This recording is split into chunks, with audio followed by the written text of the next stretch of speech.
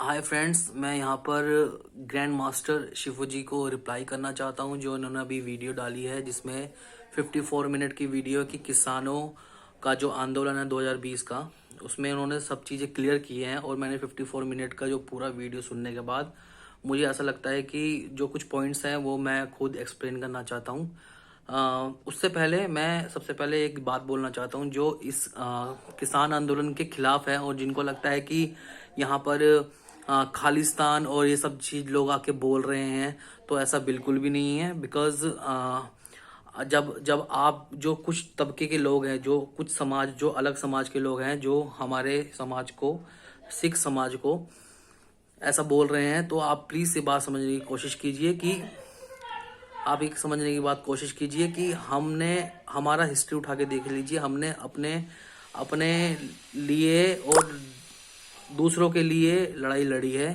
और हमने सिर्फ सेल्फिश होके आरक्षण जैसे मुद्दे उठा के समाज के अंदर और देश के अंदर और रोडों पे जाम नहीं लगाए हैं। तो सबसे जो 2% की जो आबादी है, जो क्या कहते हैं 2% के जो माइनॉरिटीज हैं वो सिख हैं, और सिखों ने कभी भी आरक्षण जैसे मुद्दे मांगे ही नहीं है, ना उठाए हैं। तो प्लीज जो लोग ऐसा बोल रहे हैं वो प्लीज आप चुप रहिए और इस चीज में ना पड़िए। ये हमारा मुद्दा है, किसानों का मुद्दा है।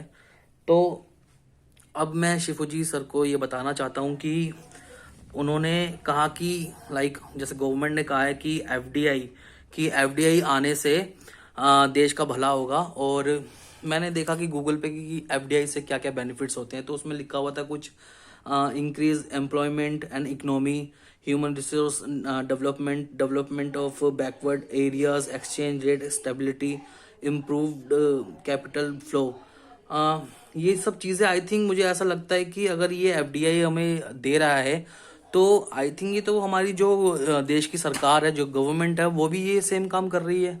आई थिंक अगर आपको ऐसा लगता है कि एफडीआई से हमारी जो पैसों की वैल्यू है वो बढ़ जाएगी इन कंपैरिजन देन डॉलर या फिर जो भी है, तो आई थिंक और भी ऐसे ऑप्शन है जिसके वजह से हमारे देश की वैल्यू और एम्प्लॉयमेंट, इकोनॉमी ग्रोथ बढ़ेगी। फॉर एग्जांपल जैसे कि आप हमें पता करना चाहिए कि हमारे देश का जो एक्सपोर्ट परसेंटेज है वो कितना और इम्पोर्ट परसेंटेज कितना है। आज हम इतने सक्षम है कि हम अपना एक्सपोर्ट का लेवल को बढ़ाए। आत्मनिर्भर जो आंदोलन चलाया है मोदी जी ने, उसको आप प्लीज उसको आप इम्प्लीमेंट कीजिए और एक्सपोर्ट को बढ़ाइए, इंपोर्ट को कम कीजिए। तो आप ऑब्वियसली है कि एम्प्लॉयमेंट, इकोनॉमी ग्रोथ, सब चीजें बढ़ेगी।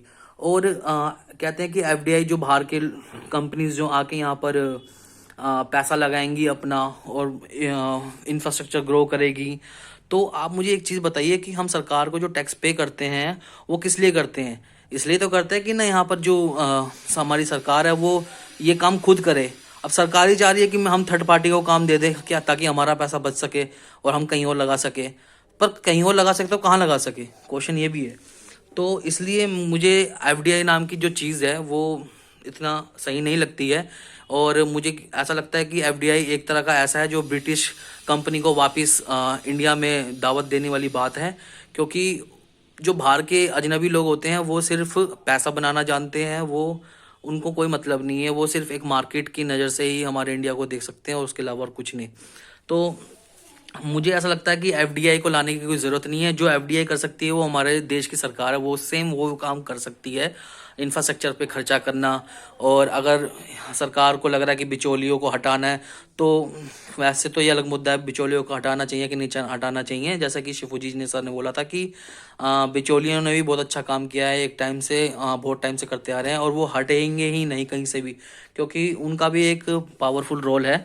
तो अगर सरकार को ऐसा लगता है तो फिर मतलब ये सारे काम सरकार कर सकती है। सरकार ऑलवेज मतलब हमेशा थर्ड पार्टी को क्यों देने के चक्कर में रहती है? अगर थर्ड पार्टी को देना है तो इंडिया के किसी पावरफुल बिजनेसमैन या रतन टाटा सर को दे दो काम, ये हैं वो भी तो कर सकते हैं, उनके पास भी बहुत पैसा है। वो ये सारी चीज़ें कर सकते हैं, इकोनॉमी बढ़ा सकते हैं, ह्यूमन रिसोर्स बढ़ा सकते हैं, फाइनेंस बढ़ा सकते हैं, एक्सचेंज क्या कहते हैं ये कैपिटल फ्लो बढ़ा सकते हैं।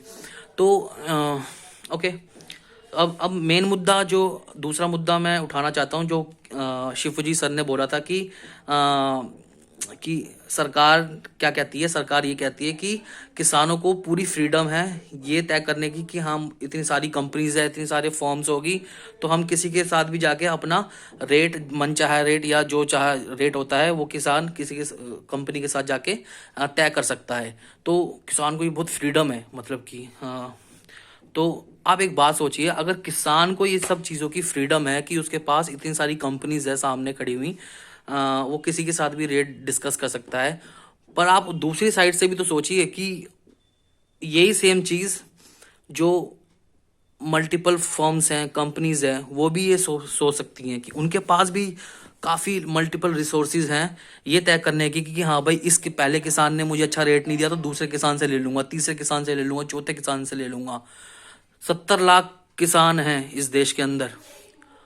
जैसे कि किसान तय करेगा कि हाँ भाई मैं किस कंपनी से अच्छा रेट लूं, वैसे ही कंपनीज के पास भी ये फ्रीडम है कि वो तय करेंगी कि हाँ भाई मैं किस किसान से कौन किसान मुझे सबसे मिनिमम रेट देगा।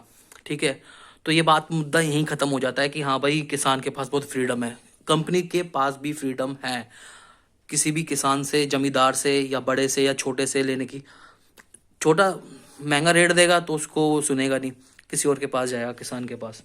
तो अब मेरा तीसरा मुद्दा क्या है कि हाँ, मुझे ऐसा इमेजिन हो रहा है या अभी ऐसा मुझे लग रहा है कि अगर ये बात एफडीआई की चीज़ इम्प्लीमेंट होती है और बाहर की कंपनीज आके यहाँ पर काम करना शुरू करती हैं, तो मुझे ऐसा लगता है कि वो, जैसे कि एफपीओ है, I think farmer producer organisation जो है, मुझे ऐसा लगता है वो कल को इसके अंदर फूड डलवा देंगी। क्यों? क्योंकि वो चाहेंगी कि यार हमेशा अलग अलग रेट हैंडल करने से अच्छा है एक काम करते हैं कि इस ऑर्गेनाइजेशन के अंदर हम लाइक ब्राइब खिला के किसी न किसी को इनकी एकता को तोड़कर, इस संगठन को तोड़कर, फिर हम धीरे धीरे इनकी ज़मीनें को हथिया सके, खरीद सके, सस्ते या महंगे दौर पे कैसे भी खरीद सके, किसानों को मजबूर कर दे।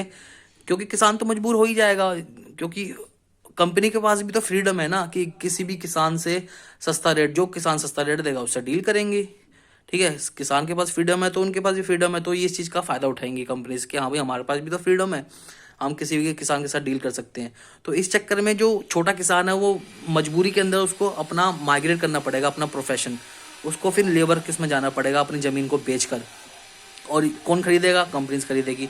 फिर कंपनी ही खुद अपना आप में, जो कंपनी आज एफडीआई के नाम पे जो ये कंपनीज है, फर्म्स है, वो कल को खुद किसान बन जाएंगी।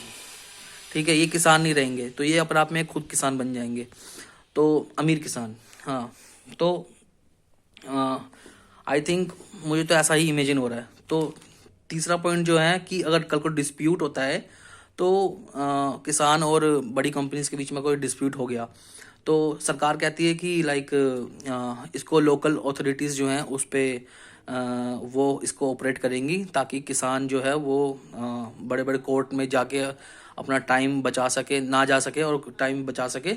तो लोकल अथॉरिटीज़ जैसे एसडीएम, ये सब जो हैं अधिकारी, वो इसका सॉल्यूशन करेंगे।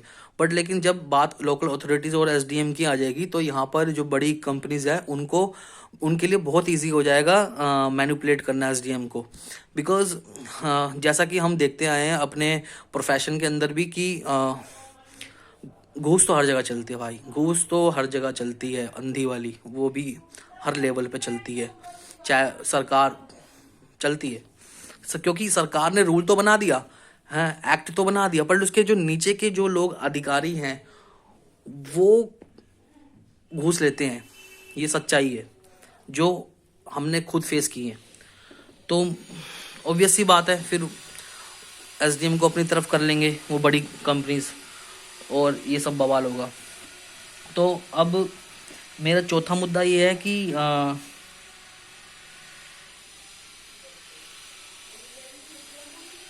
बस यही चाहता हूँ कि ये जो पॉइंट्स मैंने आपको बोला, मुझ किसान सही है, अपनी जगह सही है। आई थिंक सरकार को सोचना चाहिए, उसका निवारण करना चाहिए। जय किसान, जय भारत।